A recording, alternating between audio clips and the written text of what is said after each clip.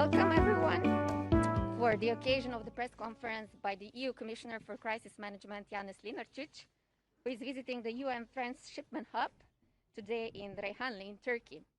Before I give the floor to Commissioner, I would just inform you that, of course, after the statement, you are free to present questions. I would only ask you to present your name and the media you work for.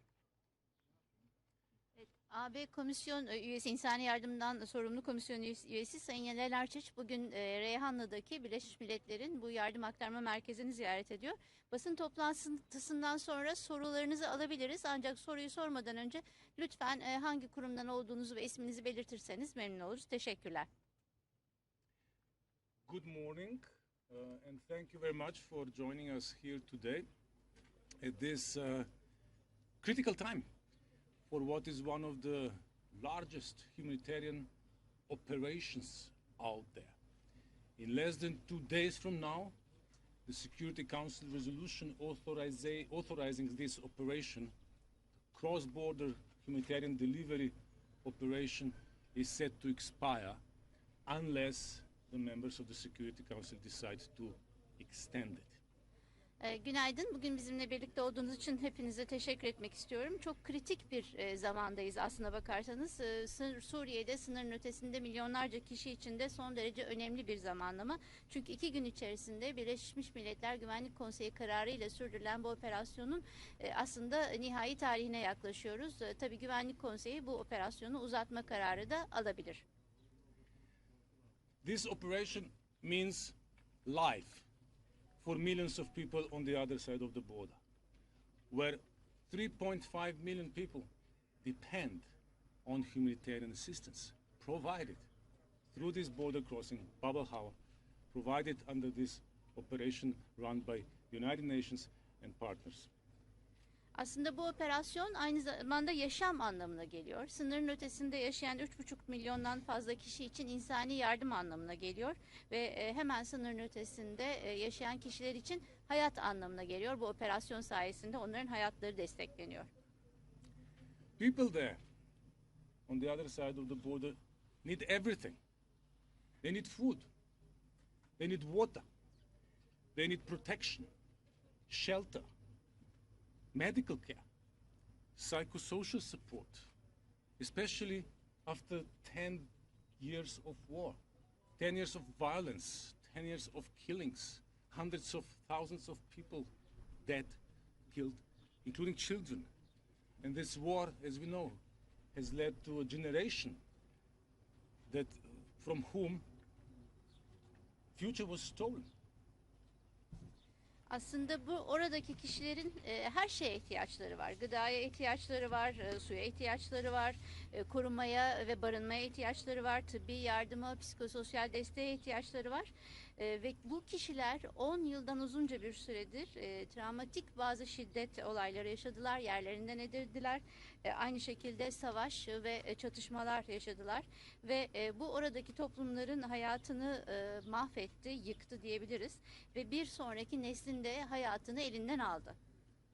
With my presence here today, I want to shed the light on the additional light on the importance of this life-saving operation here, of the great work, remarkable work that is done by the United Nations and a number of its agencies, and especially to point out to the fact that non-renewal of this authorization, non-renewal of this lifeline across Bab al-Hawa would have tremendous, dramatic humanitarian consequences for millions of people who depend on this lifeline. Avrupa Birliği'nin insani yardımdan sorumlu komisyon üyesi olarak bugün burada bu insani operasyona bir kez daha dikkat çekmek için bulunuyorum. Çünkü bu gerçekten son derece önemli bir operasyon ve bu operasyonun devam ettirilmemesinin sonuçları burada sınırın ötesinde yaşayan milyonlarca kişi için hayatlarının bitmesi, sona ermesi demek. İnanılmaz sonuçları olacaktır böylesi bir kararın.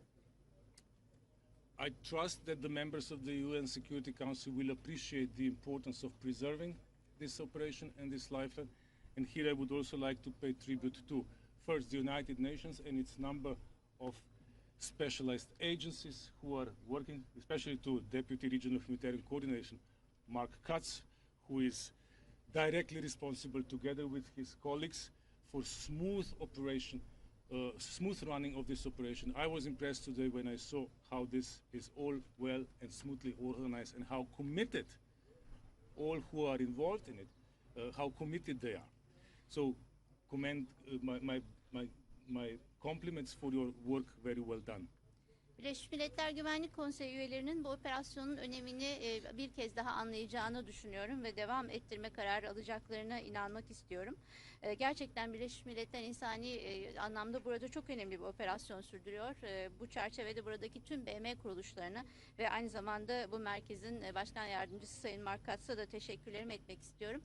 Buraya gelip gerçekten bu operasyonun ne kadar iyi bir biçimde yürütüldüğünü yerinde görebildim. Bunun için de tebriklerimi iletmek isterim. So well done, Mark. Now I also want. They are the ones that are doing the work. Well done. But I also want to pay tribute to the Turkish authorities for supporting this operation in every way necessary. Tabii bütün bu ekip bu operasyonu sürdürüyor. Hepsine ayrı ayrı tebriklerimizi iletiyoruz ama aynı zamanda bu operasyonu her anlamda destekleyen ve bunu mümkün kılan Türk yetkili mercilerine de teşekkürlerimi iletmek istiyorum. And this support, Turkish support for this operation comes in addition to the generosity that Turkey has displayed in hosting millions of refugees from Syria and other places. Türkiye'nin bu operasyona vermekte olduğu destek aynı zamanda Türkiye'de milyonlarca mültecinin barınmasına vermiş oldukları desteğe ilaveten gerçekleşiyor. Bu anlamda son derece önemli.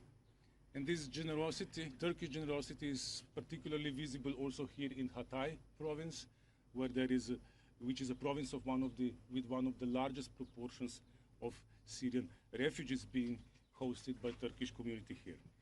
Türkiye'nin bu mültecilere yapmış olduğu ev sahipliğini belki dünyada en büyük mülteci nüfusuna sahip olan ülkelerden biri olarak ve aynı zamanda en yoğun nüfuslardan birine sahip olarak Hatay'da son derece yerinde bir biçimde görebiliyorsunuz. I said earlier that Bab al-Hawa is the last remaining lifeline to millions of people on the other side of the border who depend on humanitarian assistance. But I would like to stress here that we would like to have more of those lifelines, including cross-line. We would like to see that humanitarian assistance to the people in northwest Syria would also come from Damascus. Tabii bu şu anda içinde bulunduğumuz aktarma merkezi Bab al-Hawa son bağlantı noktası bu kişilerin yaşamı için diyebiliriz ve son derece önemli bir boyuta sahip. Ancak bu tür bağlantı noktalarını ve bu kişilerin hayatlarına erişim noktalarının sayısının artırması gerektiğine inanıyorum ve bunların içerisinde Şam'dan bu noktalara kurulacak olan bağlantı noktalarının da olması gerektiğine inanıyorum. But as we know, at the moment this is not yet the case. At the moment, not much, if any, humanitarian assistance is coming to northwest Syria from across the lines, which means from the government-controlled areas of Syria. Ancak şu anda durumun böyle olmadığını biliyoruz. Kuzeybatı Suriye'de şu anda Suriye'deki merkezi yönetimden herhangi bir yaşam bağlantısı ya da böyle bir insani yardım aktarımı söz konusu değil. Keşke bu tür bağlantılar da kurulabilseydi. As I said, we would like to see more routes for humanitarian supplies to northwest Syria, including cross-line.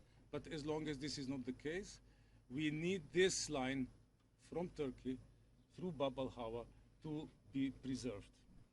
Ancak tabii ki bu Şam'dan da gelecek olan yardımlarla ilgili herhangi bir hat kurulmadıkça Bab al-Hawa'nın yani bu yardım aktarma merkezinin Türkiye'nin de desteğiyle sürdürülmesinin ne kadar önemli olduğunun bir kez daha altını çizmek istiyorum. We would welcome the opening of the cross-line routes, but it is clear that in the near future such routes cannot replace this route through Bab al-Hawa. Ancak hatların ötesindeki bu rotaların açılması tabii ki bizi memnun edecektir. Yine de bu rotalar açılsa bile bu Bab al-Hawa rotasının yerini alamayacaktır. Bunun da mutlaka korunması ve bu şekilde desteklenmesi gerekmekte. The dimensions of this operation were already presented to you by Mark Katz, including the figures. 1,000 trucks on average every month. Bu operasyonun boyutlarıyla ilgili Sayın Mark Katz bize bazı bilgiler verdi. Sizler de bunlara şahitsiniz. Her ay 1000'den fazla tır insani yardım taşıyor bu noktadan. While crossline, zero trucks are coming to Northwest. Ancak hat ötesine baktığımız zaman o boyuttan herhangi bir şekilde Kuzeybatı Suriye'ye insani yardım gelmediğini görüyoruz. We would like to see those trucks going through crossline also, but for the moment we don't see them. Biz bu tırların oralardan da gelmesini beklerdik ama halihazırda şu anda böyle bir yardım hattını görmüyoruz. Finally, my final point is about resilience. The Syrian people have suffered for too long, more than a decade now. And they have been in large numbers dependent on humanitarian aid for too long. Son olarak da dayanıklılıktan bahsetmek istiyorum. Suriye halkı çok uzun zamandır acı içerisinde ve çok büyük sayılarda çok uzun zaman süren bir acıdan bahsediyoruz. While we will continue to provide humanitarian assistance to all Syrians who need it anywhere they are within Syria or in the region, biz yardıma ihtiyaç duyan tüm Suriyelilere gerek bölge içinde olsun ya da dışında olsun yardım vermeye devam edeceğiz. We are also ready to look into how to support their livelihoods, how to help them stand on their own feet, how to emerge from this dependence on humanitarian aid through strengthening their resilience, through strengthening their ability to access basic services themselves and no longer depend on humanitarian aid. Ancak tabii ki yapmak istediğimiz şey onların kendi ayakları üstünde durabilecek şekilde onlar yaşam kaynaklarıyla desteklenmeleri ve sadece insani yardıma bağımlı bir şekilde hayatlarını sürdürmemeleri için bu şekilde yaşam kaynaklarıyla ilgili destekleme programlarının sürdürülmesi temel amacımız. You know, the European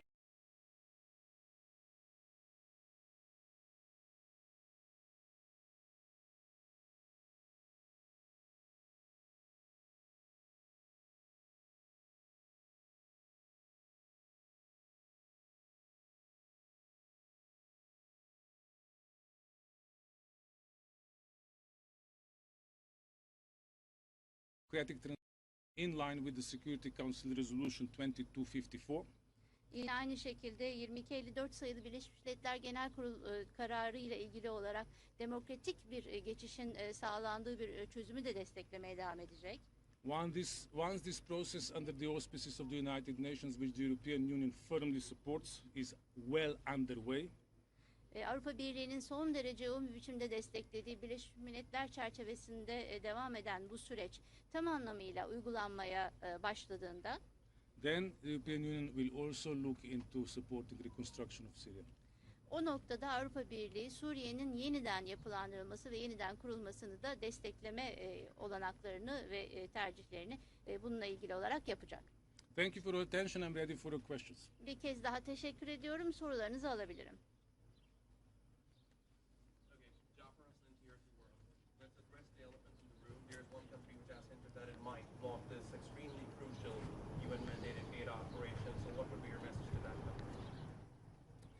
I trust, I know I'm repeating myself, but I trust that all members of the UN Security Council,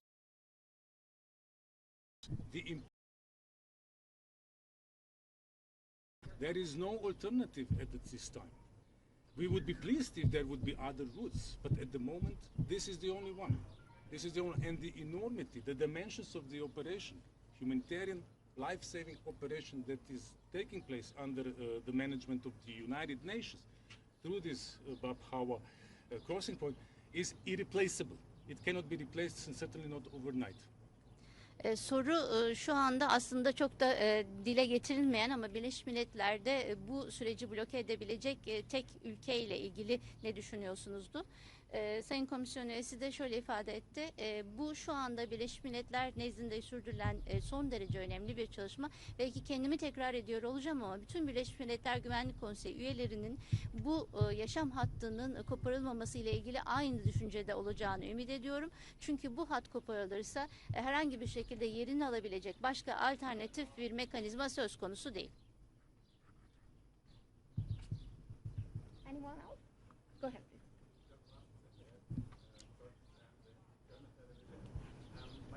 is if Russia blocks the council and the border will be closed, will the European Union then cut down the aid for the refugees? I don't want to speculate what exactly would happen if this authorization for cross-border humanitarian supplies is not extended. What would happen then? But it is obvious, if you look at the numbers, that the consequences for human lives would be tremendous, catastrophic. What are the figures? Okay. Soru Birleşmiş Milletler'de Rusya eğer bu misyonun, bu operasyonun uzatılmasını veto ederse Avrupa Birliği bununla ilgili olarak desteğini azaltır mıydı? Cevap da şöyle, aslında yetkilendirmelerinin uzatılıp uzatılmayacağı ile ilgili herhangi bir şekilde spekülasyon yapmak istemiyorum. Ancak böyle bir uzatılma gerçekleştirilmezse bunun insan yaşamları için bir felaket olacağını unutmamak gerekiyor. So what are the figures? 3.5 million people in the need for humanitarian aid on the other side of the border. 1,000 trucks on average every month crossing this one remaining border crossing point that is authorized for this kind of operation that UN is running here. 0 cross-line trucks. Look at these figures and it's obvious. Now, what will the European Union do? European Union will not abandon Syrians. But at the same time, we have to admit that this operation, through this particular crossing point, as it is these days, is irreplaceable and will remain irreplaceable for some time. Yani şöyle rakamlara bakacak olursak sınırın ötesinde 3,5 milyon kişi yaşıyor. Her ay buradan 1000 tane tır onlara insani yardım bir sınır geçiş noktasından gönderiyor. Ve herhangi bir şekilde Suriye yönetiminden bu tarafa gelen herhangi bir yardım söz konusu değil. Tabii ki bu anlamda Avrupa Birliği Suriyelileri terk etmeyecek, kaderleriyle baş başa bırakmayacak. Ancak bu yardım hatlarının alternatifi yok. Bunu da kesinlikle unutmamak lazım. Şu anda tek sınır ötesi geçiş noktası burası ve bunun yerine ikame edebilecek başka bir hat yok. TRT Haber, bu kararın veto edilmesi durumunda başta Türkiye sınırlarını daha sonra Avrupa sınırlarını zorlayıp bir göz dalgasına neden olmaz mı? Bu konudaki görüşleri nedir efendim? Should this line be blocked by a possible veto in the United Nations Security Council, would this be triggering new migration flows from the Syrian-Turkey border or any other displacement? What is your opinion on this? As I said, I don't want to speculate what would happen if this line is blocked. But I just want to underline what is clear. There are millions of people who need humanitarian aid for their very survival. And this humanitarian aid is nowadays coming through here, not through any other route. Now, humanitarian aid is not migration management tool. What does that mean? That means that we don't take into account any other considerations when we decide to send humanitarian aid except the needs of the people. And what I'm saying today here is very simple. There are needs on that side of the border, and there is only one way to address those needs with humanitarian aid, and this is Bab al-Hawa. Şimdi tabii daha önce de belirttiğim gibi spekülasyon yapmak istemiyorum. Ancak net olan şu var ki şu anda insani yardıma ihtiyaç duyan milyonlar var. Ve herhangi bir başka rota yok. Ve insani yardım kesinlikle bir göç yönetimi aracı değil.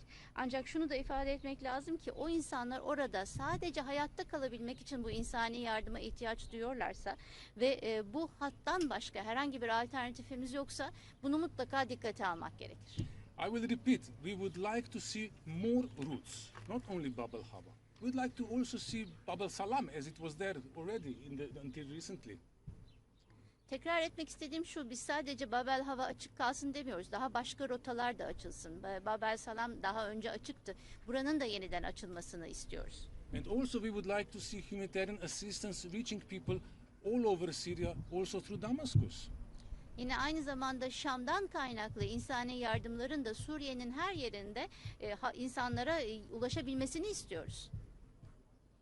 But this is the only remaining one, so it has to stay, has to be preserved, and hopefully other routes will also be opened soon, including crossline. Ancak şu an elimizdeki tek hat ve tek yol burası. Dolayısıyla buranın mutlaka açık kalması lazım. Ve buna ilaveten Şam kaynaklı rotalarda dahil olmak üzere başka insani yardım kanallarının açılması lazım. Maybe one more data for you. The European Union supports with humanitarian assistance Syrians throughout Syria. Belki bir noktayı daha ifade etmem gerekiyor. Avrupa Birliği Suriye'nin her yerinde Suriyelilere insani yardım aktarmaya ve göndermeye devam ediyor. As well as Syrian refugees in the region. Aynı zamanda bölgedeki Suriyeli mültecilere de destek vermeye devam ediyor. In Turkey, in Lebanon, in Jordan and elsewhere. Türkiye'de, Lübnan'da, Ürdün'de ve farklı yerlerde bu desteği sürdürüyor Avrupa Birliği. And in Syria, our humanitarian aid goes to Syrians who live in the areas under government control. Suriye'de bizim sağlamış olduğumuz insani yardım hükümetin kontrolü altındaki yerlerde yaşayan Suriyelilere de ulaşıyor. It goes to the northeast Syria as well as to the northwest Syria. Suriye'nin kuzeydoğusuna insani yardım gönderiliyor. Aynı zamanda Suriye'nin kuzeybatısına da insani yardım gönderiliyor. And we strongly believe that all Syrians, wherever they are, who are in need of humanitarian assistance should be able to get it. Ve güçlü olarak inandığımız husus şudur ki Suriye'nin neresinde olurlarsa olsunlar ya da her nerede olurlarsa olsunlar tüm Suriyelilerin yardıma ihtiyaçları ve hakları var. And that's why I came here today to make this clear that this is not and should not be about politics, it should be about saving human lives. İşte bu yüzden bugün buraya geldim ve aynı zamanda bunun siyasetle ilgili olmadığını, insanların hayatlarını kurtarmakla ilgili olduğunun mesajını vermeye geldim.